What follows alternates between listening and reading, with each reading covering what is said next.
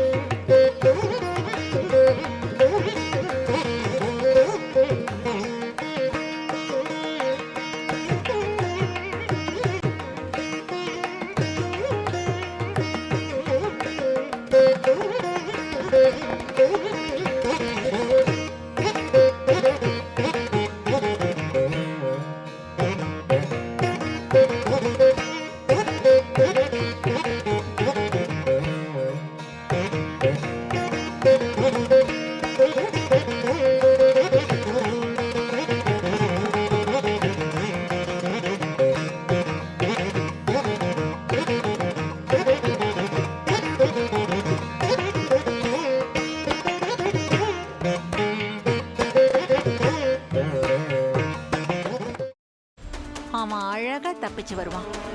உன் வேலை என்னவோ அத மட்டும் பாரு. புதக்குழியா இருக்கிற பாதைக்கு போக வேண்டாம்னு சொல்றேன், நீங்க கேட்க மாட்டேங்கிறீங்களே. எல்லாத்துக்கும் கடைசியா ஒரே ஒரு வார்த்தை சொல்றேன் அத்தை. தெய்வம் கொடுக்கறத யாராலையும் தடுக்க முடியாது. தெய்வம் கொடுக்க மறுக்கிறத யாராலையும் கொடுக்கவும் முடியாது. தங்கதுரைக்கான தண்டனை ஆண்டவனோட கைவசம் தயாரா இருக்கு. முடிஞ்சா நீங்க காப்பாத்திக்கோங்க.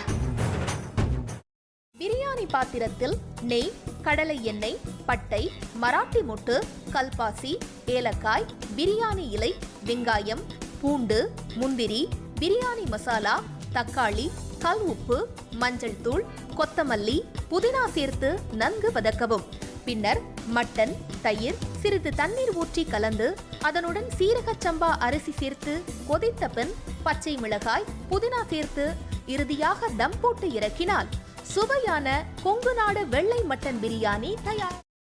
இப்போ உனக்கு கால் உடைஞ்சிருக்கும்.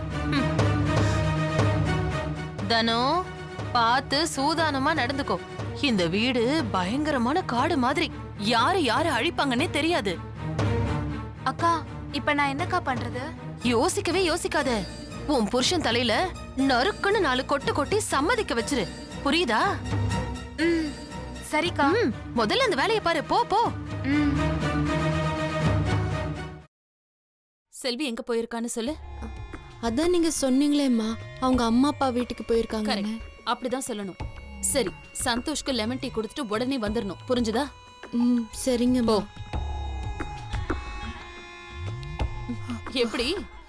ஐயோ, உனக்கு கிரிமினல் மைண்ட் இல்லடி, நீயே கிரிமினல் தான் என் தங்கம். ஒரு நிமிஷம். இதோ வரேங்க. நல்ல லூசு குடும்பம்டாது. என்ன சொன்னாலும் நம்புதுங்க.